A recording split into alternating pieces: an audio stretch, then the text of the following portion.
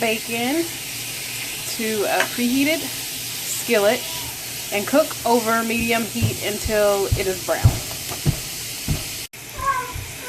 Depending on your stove, browning would take about 3 to 5 minutes. After your bacon is brown, add your onions. Be sure to brown your bacon first. If not, it'll take a lot longer if you put the bacon and onions in together.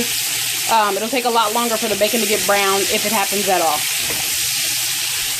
Cook this until your onions are soft, or to however you like it. After your onions are translucent, after your onions are cooked to your liking, go ahead and add the cabbage in.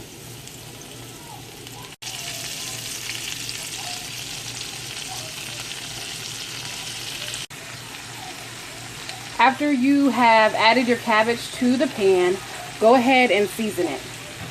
I have garlic powder, and this doesn't have any salt, so you really can use as much or as little as you like.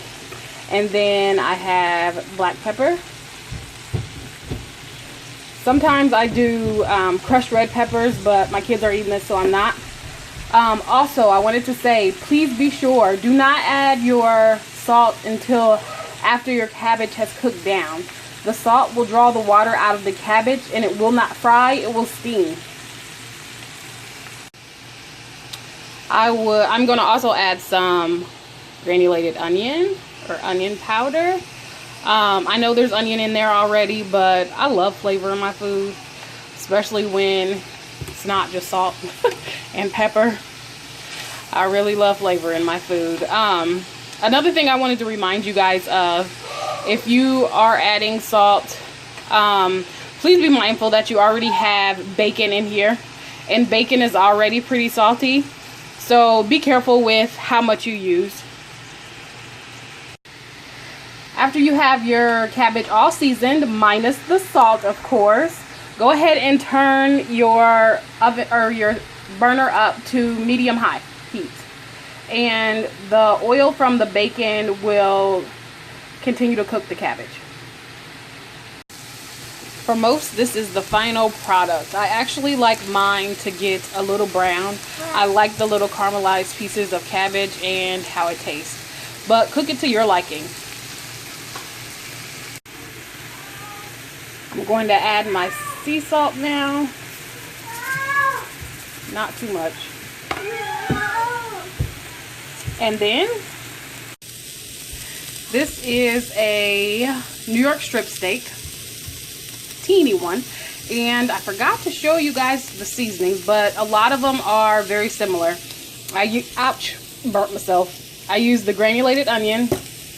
I use Morton's Seasonal, garlic powder, and this Twisted Crazy Chick lemon garlic seasoning. I also spritzed my pan with this Pam no stick cooking spray avocado oil. I like this stuff, guys. You get 5 pumps and it's 10 calories. I did not use any steak seasoning. I do not care for it. It's usually full of crushed peppercorns, which I do not like to bite down on. I don't like the flavor of it. I didn't put any pepper because there's pepper in the lemon garlic seasoning.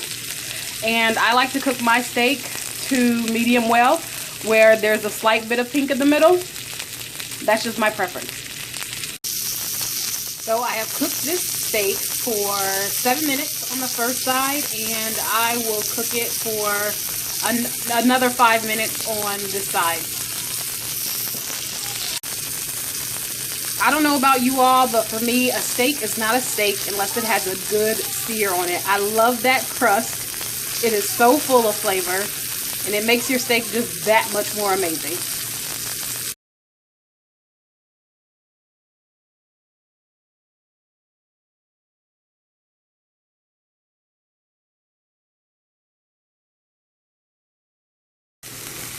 My steak is done, so now I'm sauteing some mushrooms. I did not clean out the pan. I used the exact same pan that my steak was in because I love those crispy little bits of flavor at the bottom to also flavor my mushrooms. I'm just going to season this with the exact same thing that I season my steak with. And after my mushrooms are a little bit more tender, I'm going to add some steak sauce to just make a nice topping for my steak.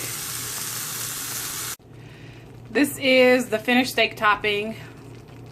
Very simple. I just used some regular old A1 steak sauce. Alright you guys, so this is the finished product. I have not weighed out that steak yet. I just wanted it to look kind of pretty for you guys. But I'm going to eat about 6 ounces and I'm going to eat all that cabbage. I love cabbage. That is one of my favorite foods. Thank you for watching. See you guys later.